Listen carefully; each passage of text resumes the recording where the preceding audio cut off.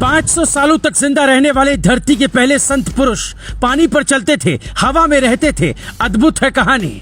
धरती का वो सिद्ध पुरुष जो वायुमंडल में हवा का रुख बदल सकते हैं। बिना सिर झुकाए कोई नहीं बनता पीएम। अमेरिकी नेता आते थे बाबा के दरबार। भारत ही नहीं दुनिया के इतिहास में ऐसे संत का कभी जन्म नहीं हुआ।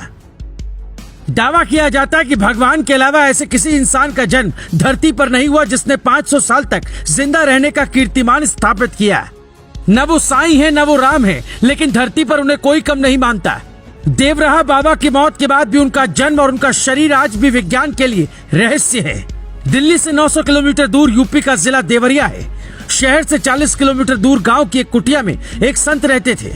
उनका चमत्कारी आशीर्वाद ऐसा था कि दुनिया भर के राजा, राष्ट्रपति, प्रधानमंत्री तक उस गांव में जाते थे। देवराहा बाबा के पास कुछ तो ऐसा चमत्कार था जो धरती पर इंसान के पास नहीं हो सकता। जैसे पानी पर चलने की कहानी, अचानक प्रसाद हाथों में आने की कहानी, जानवरों की भाषा समझने की कहानी, पेड़ पौधों से बात करने की कहानी, 200 साल, 500 साल और 900 साल तक जिंदा रहने की अलग अलग कहानी। सच्चाई के लिए हमने कुछ तथ्यों को निकाला। पहला सवाल ये कि आम जन देवराहा बाबा को भगवान क्यों मानता था। हमने इस सवाल की खोज की तो पता चला उनकी चमत्कारी क्षमता से हर कोई प्रभावित था। जब उस दौर में मोबाइल और इंटरनेट नहीं था, तब विदेशी राजा और शासक यूपी के देवरिया तक पहुंच कैसे पाए। साल 1911 में विदेशी राजा और सम्राट जॉर्ज पंचम भारत आए तो वो सीधे बाबा की कुटिया में पहुंचे। सनातन सभ्यता के दायरे में देवराहा बाबा से आशीर्वाद लिया। देश के पहले राष्ट्रपति डॉक्टर राजेंद्र प्रसाद हो या फिर इंदिरा गांधी, हर किसी ने माथा टेका।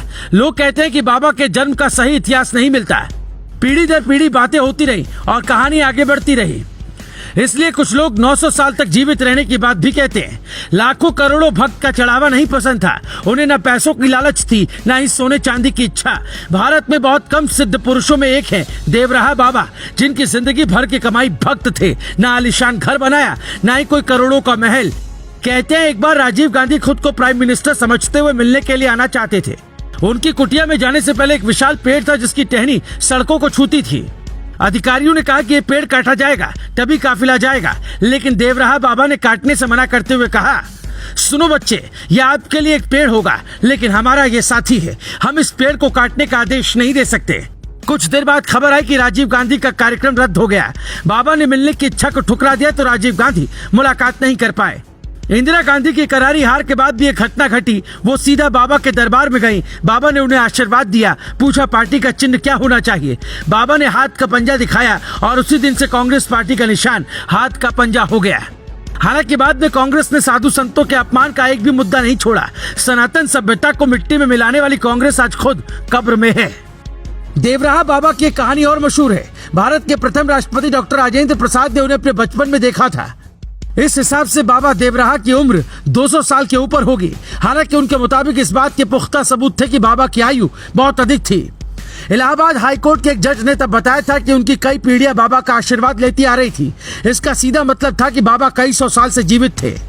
बाबा ने जीवन भर कोई अन्न ग्रहण नहीं किया। वो यमुना का पानी पीते थे और दूध, शहद और श्रीफल के रस का सेवन कर कैसे जीवित रहते थे।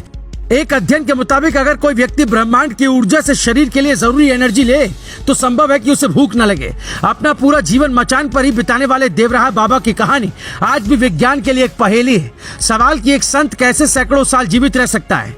सवाल कि कैसे आंखों की रोशनी आखिर तक चमकती रहे। सवाल कैसे बिना कुछ खाए पिए स्वस्थ रहे। सवाल उनका जन्म कैसे हुआ।